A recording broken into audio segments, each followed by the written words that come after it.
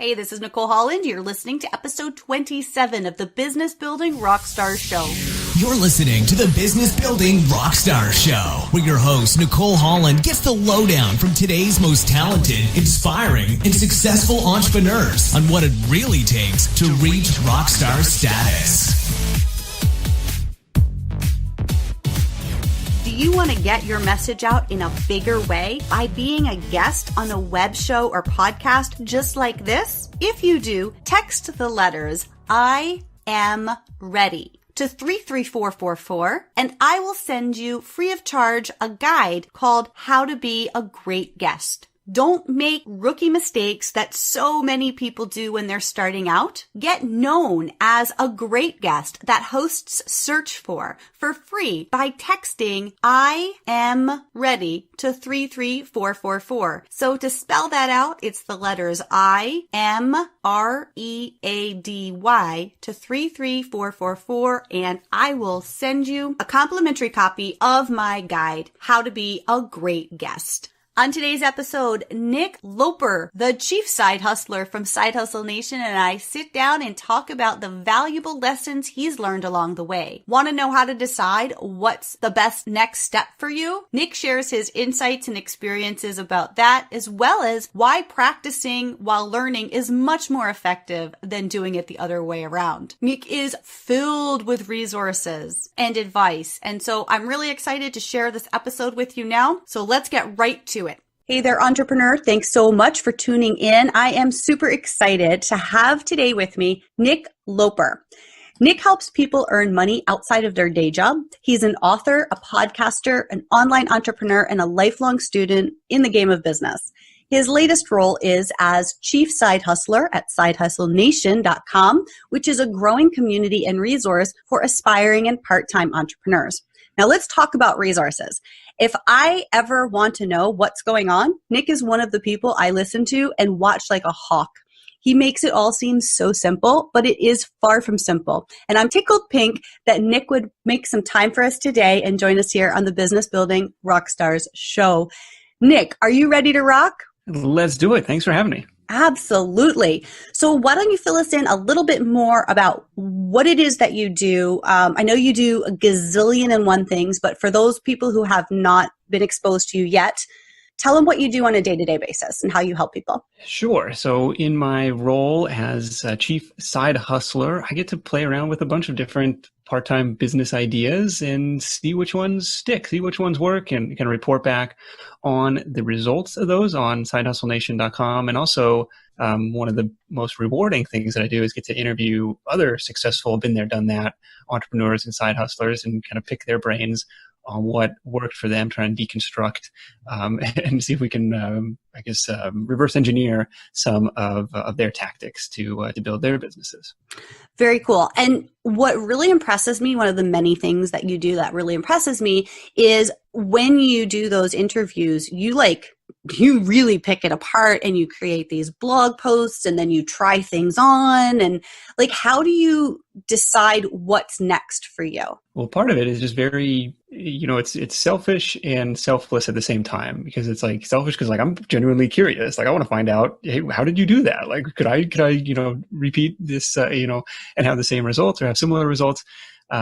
Because, my business for a lot of years was in the affiliate marketing space. So I had some exposure to, online advertising and, SEO and all these different things and blogging and WordPress and all this stuff. But it's always, I'm always curious to hear, what else is going on. And so there's a little bit of one side of my brain is saying focus and the other side is saying, well, maybe there's a better way or maybe there's something else going on out there. But, partially that selfish reason of well, if I can figure out something that's going to work for me, awesome. And then the selfish part of well, this could actually be really helpful to other people and I need to share it around. Very cool. So when it comes to being an entrepreneur, what drives you? Is it the lifestyle, the money, because you are doing so many different things, what is the driving force behind keeping you doing what you're doing? It's a good question. I think, I'd be lying if I said I wasn't financially motivated, but it's also just kind of a lot of fun. Like you find something like one of the common themes or motifs on the side hustle site is like, look, you don't need, the last thing you need is a side hustle or a second job that you hate. Like you need to be working on something that you at least are interested in. Doesn't necessarily need to be like, your world's last passion or something like that, but at least be interested in it, because that, especially at the end of a long day, like to find the motivation to go out and work on it can be a challenge if it's like, oh gosh, I don't want to do this. So there's that inherent motivation of trying new things and, putting yourself out there. Just, it kind of goes back to that, learning thing. Everything, or most of the things I do on a day-to-day basis, even though I studied marketing in school, like it has nothing to do with what I learned in school. Like it's all, you kind of figure it out as you go. And that's, even though I was like kind of hesitant, like I don't want to, like, you kind of get lazy and be like, I don't want to learn this. I don't want to figure that out. But it's like, it is kind of fun to do that and say like, okay, well, what's the next step? What's the next hurdle that I'm gonna have to get over to get to this end goal? Totally. I love that. And I can very much relate, because for me, fun is super important. Fun and easy, but not easy in the case of like simple, but I like those complicated things that I have to figure out. I enjoy that learning process, and then being able to be like, boom, it worked. It's like, it's awesome. Or even when, we talked before we started recording, even when I have experiences that are not ideal and were not what I had envisioned, I still try and look at it as like, okay, cool. What can I take away from this? Because this was a lesson that is going to make the next try that much better. Absolutely. It's, you never really fail. You just kind of figure something out that worked or didn't work. And even a friend of mine, Jeremy Blanchard, was on one of the very early episodes of the Side Hustle Show. And he's like, my number one tip is to practice just-in-time learning. And, I've been guilty of this, like, especially listening to other podcasts and reading other blog posts and, oh my gosh, Snapchat is the latest and greatest thing. Or, here's how to get 1 million followers on Instagram, where it's like, okay, that is great. And that's still going to be there, if and when the time comes to learn that, right? But it's like, for now, I'm going to focus on what I need to do, solve the next, knock over the next domino. And maybe there's a domino down the road that involves Snapchat, but it's not quite there yet. No? Yeah, totally. I really appreciate that take, because that's something that as I got into online entrepreneurship, it was so challenging to figure out what I really needed to focus on. And that's actually one of the reasons that I created the summit and then, the show and what I'm doing now, because there are so many people telling you have to do this. This is like, you must do, or else like the world's going to end. And, it's so not true. And it's really important, I think, to be able to hone in on what's important to you and then learn what you need to about that and then step into the next thing, whatever it may be. One of the great things about your show and your site and everything that you do, Nick, in my opinion, is you're such a resource. Like, you are a resource and everything you create is a resource. And I love how you are able to really figure out which direction you want to go next and you want to test the waters in. One of the things that you've recently done that I've been following is Pinterest. And I told my assistant, I'm like, okay, you have to like read this and we're going to go do Pinterest. But I've been watching you on Pinterest because when you posted about that, when you started, I was like, okay, Nick thinks this is cool. I'm going to get on Pinterest. And so I got on Pinterest, but I haven't really been using it. But then every once in a while when I log in, I can see the progress that you've made on Pinterest. And then you just put out that nice blog post the other day. And I was like, yeah, maybe Pinterest is something to look at. So I really appreciate how you test the waters and then you share so much of your experience and the data. Is that something you've always done, or is that something that sort of has evolved as your business has evolved? Well, this was a perfect example of, interviewing somebody for the podcast. In this case, it was Rosemary Groner, who runs the site busybudgeter.com. It's kind of like a mom blog about frugal living and personal finance and stuff like that. And she was like, hey, look, I do this part-time. I got 2 kids at home. I'm a former, Virginia state trooper, and I'm making like driving crazy traffic from Pinterest and making like $5,000 a month, like at that time. And now I think she's over 10. And it was just nuts. And I was like completely new to Pinterest at that time, had less than 100 followers, just had kind of set up the account as almost a placeholder. And she was like, step by step by step, here's what you have to do. And so of course I'm like taking notes the whole time and be like, okay, well, I'm going to just do this to see what happens, like put her advice to use. And 2 months later, the traffic was up like 25x, and, my followers had gone, I think are over like 2,000 followers on Pinterest now. But the funny thing about that, and we can link up that post and podcast in the show notes, was just like, it doesn't matter how many followers you have. Like the secret sauce was all like finding and joining these relevant group boards, which I didn't even know existed. And, you could set up like this automated pinning. So you like pin your best stuff, and it was just, and it's been a ton of fun. And now, I just got done doing kind of an audience or member survey, and like half a dozen people are like, oh, I found your site through a Pinterest search, or I discovered you through Pinterest. So it's like totally incremental. It was like, a new channel, which probably, I know I just talked about like the Snapchats and the Instagrams of the world, like, focusing on one thing at a time, setting it up. And what appealed to me was like, oh, it can be at least somewhat automated versus this thing. It's like, oh, I got to be live all the time and coming up with new things to talk about. So I thought that was really cool, especially if you have a library of pre-existing content that you can kind of breathe some new life into. Cool. And you also, I want to mention something I just learned the other day, because, I have learned so much from you. You're one of the first people I followed online, and I've been introduced to so many other experts through your podcast and through your blog. And one of the things that I recently was introduced to through you is Go Butler. Now, did you know what I just found out the other day is that they're not doing Go Butler anymore? I know. I'm so sad. I'm so sad. It was too good to be true. It was like a free, like text message, like virtual assistant service, like to do research for you and all this stuff. And I was like, I don't know how these people make money because they don't charge me anything. And it's so funny because you said that right from the beginning, like too good to be true kind of thing. And I was like, what? And I would never have tried it out if not for you kind of validating it and saying, yes, this is legit. So it's really cool to be able to turn to you too. And I'm like, okay, I know Nick has already tested this and it works. So yeah. What do they say, that we're only going to do flight search or something for you? Yeah. And you have to be in the US, and I'm in Canada. So it's only flight reservations or flight search for Americans. Nuts. How do you go from A to B? But whatever. That was a weird pivot. Yeah, it was a very weird pivot. Like just open up a new app, but that's fine. Cool. So when did you decide, how long have you been doing Side Hustle Nation? It is almost 3 years old. So it started kind of spring of 2013. Okay. And then did you bring things you were already doing into Side Hustle Nation, or did you start fresh? I had the advantage of not starting completely from scratch, because I actually have been blogging on a personal domain since 2009, and no one ever really read that stuff because it wasn't coherent. Like there was no consistent theme. It'd be like, here's some stuff about marketing and entrepreneurship, because that's like what was going on in my life at the time as I was building my actual side hustle business.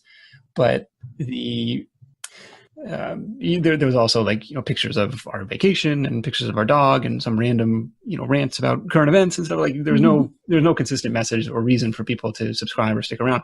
But it did have kind of a baseline, traffic. Like, so that stuff had been indexed in Google and, maybe was getting 50 visits a day, 100 visits a day. So it wasn't starting completely from scratch when I kind of redirected the domain and rolled all that old content over. So it didn't look like a complete ghost town when I was starting. And even, which is why I'm an advocate for blogging, even if you don't expect it to ever make you $1. Like my hourly rate from blogging is improving, but it's still probably below minimum wage.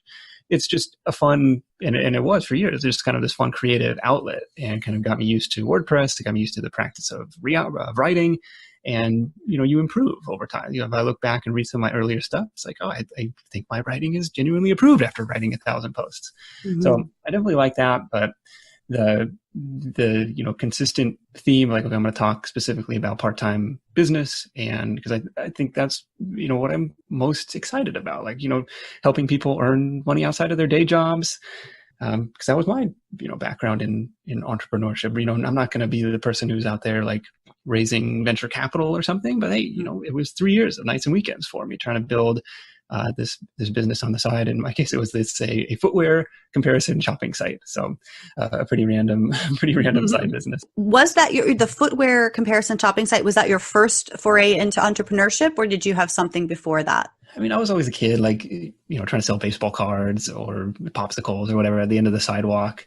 And, trying to sell candy at summer camp. But one, I guess, moment or one experience kind of like solidified or like really bit me with the entrepreneurial bug. And that was like, I took this internship in college. They called it an internship, where it's like, we're going to assign you a zip code or postal code for Canadian listeners and say, it's your job to go out and paint as many houses as you can over the summer. And, here we're going to tell you how to sell. We're going to tell you how to estimate these jobs.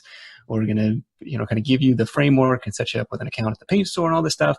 And then we're going to set you free. And for me, that was some of the most stressful and rewarding work, because it was like, it was 100% performance based. Like, a lot of people, I always ask the question, hey, would you work for 100% commission? A lot of people say, yeah, I want my pay to be based on my performance, but not as many people are really willing to bet their whole paycheck on that. And so that was my first taste of, working for profits and not wages. And I remember sitting in my truck, driving around my territory in kind of like a March rainy Seattle afternoon and being like, you know what, nothing is going to happen until I go out and knock on that first door. I mean, there's no advertising support. It's a completely bootstrapped thing. And you just have to go out and do it. And I was like so nervous and so introverted for it. I would like run or jog in between the houses because I thought like I could cover more ground.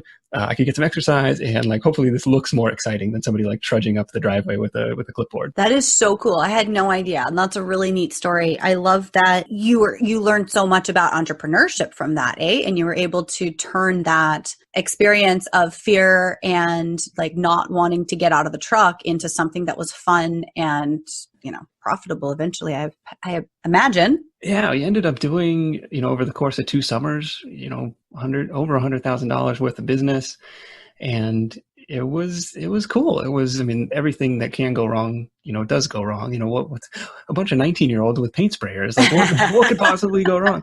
And so there were definitely some bad moments in there as well. But the overall experience, like the company kind of posts an article on their company blog or company intranet at the end of the summer, basically like, hey, if you made it this far, we've probably ruined your life. And they went on to explain exactly that. Like, hey, look, you've had a taste of it now. You can't go back to work for somebody else at this point. Now that you know what the dark side is like. And it was totally true. So every job I had after that was kind of like, this is cool, but I don't see myself here forever. Like I got to find my own thing and find my way out. And, never really know what that's going to be, but you kind of look for the opportunities and see what doors open up. Right on. And so sidehustlenation.com, this has been around for 3 years, and this is a full-time thing, right? It is between a bunch of different side hustles under that umbrella. So I've got a little self-publishing business, a little freelancing business. The blog and the podcast stuff starting to earn some more money, which is good. The shoe business no longer exists, but still have some affiliate marketing stuff, some online courses, and some alternative investment stuff. Like it all kind of funnels together, and I get to report back on it. So and you also do consulting through that too, right? Yeah, we'll kind of lump that under, I guess that's another income stream. So I just wanted to point that out because for a lot of our listeners, we talk about niching down a lot. We talk about picking something and going with it and trying it out before you do a million different things. But I think it's really important also to show that you can have a great amount of success doing a million different things. But what you're doing is, as you were saying before, focus on one, get it done, focus on one, get it done. But you're bringing all of your interests into this one umbrella. And I think that that's really important to point out, that it can be done that way, and that you don't have to give up, jewelry making for, consulting or whatever, but you need to find a way to make it work for you. And so what I love about your brand is that whole side hustle nation. You're speaking to the ability to do lots of different things on the side. Well, one of the consistent themes too, I think that might be tough to replicate, but one of the consistent themes that I do see is a balance between, or a distinction between, and this comes from Nathan Barry, who runs ConvertKit, where it's like there's those who do, and there are those who do and teach. And so, in his early days, he was like an app designer, I believe. And so he's, doing his app design. Okay, great. And then all of a sudden he started, writing about app design. And all of a sudden people started learning from him about app design. And he started selling books about app design. And, this whole new income stream opened up to him. And I see that consistently across, just recently had Gina Horkey, who runs Horkey Handbook on the site. She's a freelance writer. She's kind of a admin virtual assistant person. And, she started that as her side hustle. And then she started writing about it. And now she has her own audience. And I think her passive income, in quotes, of course, from like her course sales and her affiliate sales, like now exceed her hours for dollars, or her non-time leveraged income, like doing client work. So it's really kind of a two-sided business model. I think it's pretty cool. Fantastic. Now, what do you enjoy most about your business as it is today? I love doing the writing. I love, doing the podcast. It's like the highlight of the week. Just, meeting these crazy people and seeing what kind of side hustles are working and figuring it out. I know I'm supposed to say like, the time freedom and stuff, which is cool. Like, I love being able to take off in the middle of the week and go skiing and stuff. Like yesterday, we went out to the beach and had lunch at the brewery because we had family in town, which is cool to be able to do and not have to ask for permission from a boss to do any of that stuff. But I mean, like I probably work more hours. Actually, since we just welcomed a new addition to the family earlier this winter. And so my working hours are way, way down. Like my productivity has gone to hell, but my focus has improved a lot because it's like, well, I might only have a couple hours to work today. So here's what I absolutely have to get done. Awesome. And before baby, what were your hours like? Like how much did you work in your business? Oh my gosh, I was so spoiled by like these huge uninterrupted blocks of time. Like I would usually start 7:30 and go till 5, and maybe sometimes have a break in the middle of the day to go to the gym or something like that. But it was it was a full day, and then maybe another hour or two in the evening to clean up email and stuff like it. But it doesn't seem like work because it's like, oh, I'm doing it from home, and it's stuff that is interesting to me. So it definitely, I feel frustrated at times now where it's like there's all this stuff that I want to get done, and like I really hate the complaint don't have time for. So I'm hesitant to use that language. Like I'm prioritizing other things. I'll phrase it that way. Yeah, I can really relate to that, and I appreciate you saying that because I'm busy. But it's like, I'm busy because I want to be busy. If I wanted to not be busy, I could do things a totally different way. But I get so excited and inspired that I'm like, whoa, okay, I want to make this happen, or I want to learn this, or I want to focus on this. And it's enjoyable. And yeah, like today I've got 8 back-to-back interviews. It's a long day. But that is JLD style. Yeah. Yes. But I mean, like for me, I feel so full of life, I feel good. I'm excited. It makes me happy. And then the other days I get to produce it and I get to do all kinds of other things. And then, yeah, I do feel like, oh my God, there's not enough time. There's plenty of time, but I'm prioritizing too many things. Yeah. So I love that you mentioned that because I think a lot of people have the idea that once you hit this, rock star status, or once you've arrived, once you have this booming business like you do, that it's like you just don't need to work anymore. And you use assistants a lot, right? I mean, you have the virtual assistant, virtualassistantassistant.com. Is that what it was? Yes. Yeah. It was one of my more successful side hustles. Yeah. And I actually found my virtual assistant through you because of your virtualassistantassistant.com.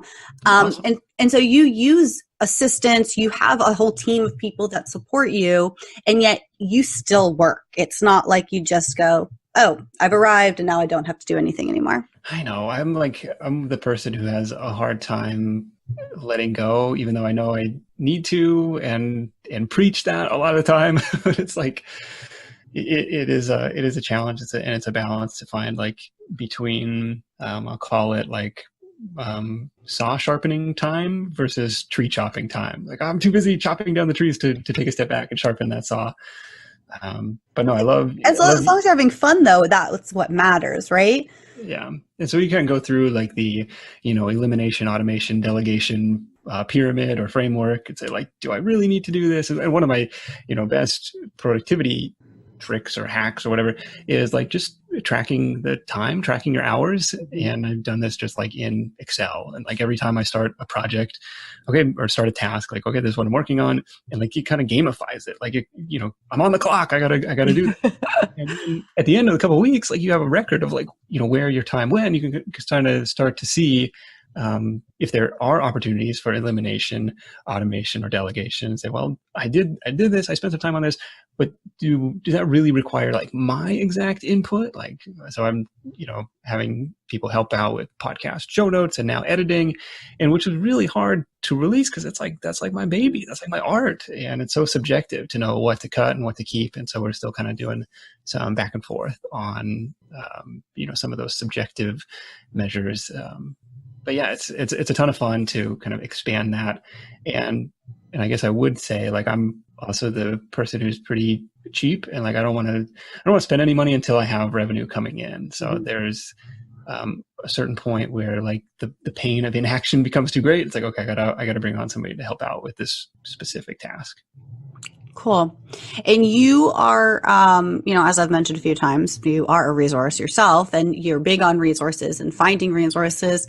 And you talked about automation and all. What would you say your favorite online tools are? Can't live without. LastPass is probably number one because, I've got 100 different websites I log into on a daily or weekly basis, and just outsourcing this to a piece of software, all these passwords has been really helpful for me, and I don't know any of my passwords anymore, so I have to log in from my phone. I'm pretty screwed, but it's just happy to like, I don't have to worry about that, which is good. I use a cool Chrome extension called Text Expander or Auto Text Expander, which makes you feel like a productivity ninja when you have like your own kind of keyboard shortcuts. So I can use that to like, just type out really common phrases. People email and ask questions and stuff. I've got a Chrome plugin called Video Speed Controller. If you're ever watching somebody's, virtual summit videos, if you're watching kind of an online training or whatever it is, like, and I figured out recently how you can do this like on YouTube in their settings. And I was like, this is a game changer. So it's just like, oh my gosh, you can listen so much faster than they talk. And it's like, oh, come on, speed it up. So I really like that one. What else? Schedule Once for calendar bookings has been really helpful for me. Those are probably the big ones I use all the time. Cool. Have you ever heard of Process Street? I don't know Process Street. It's a new one I came across. I think you'll like it. I like it. It's fun. You can create different checklists and workflows. Okay. app.process.st. Very cool. And actually the founder of that is also a guest on the show. So Vinay, I can't say his last name. It's like Patanka or something. Awesome. But yeah, that's something worth taking a look at. Cool. So Nick, it's been awesome having you. Before we get going, can you just let everyone know a little bit more about how they can connect with you and how they can check out your show? Well, if you're in the market for side hustle ideas, would love to have you over at sidehustlenation.com/ideas. You'll find a constantly updated laundry list of different part-time businesses that you can start.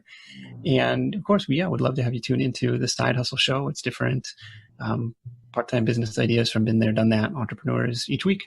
Yeah. I mean, when I came to you, I had no interest in a side hustle. I already knew what I wanted to do. But what I find about your show and your blog is, as I've said a million times, resources. Like the way you ask questions of people, you get information that's applicable to pretty much any entrepreneur that's online. It doesn't have to be that you're just looking for a new income stream. Like if you go to Nick's show or Nick's blog, you're going to find valuable resources. Thank you for that.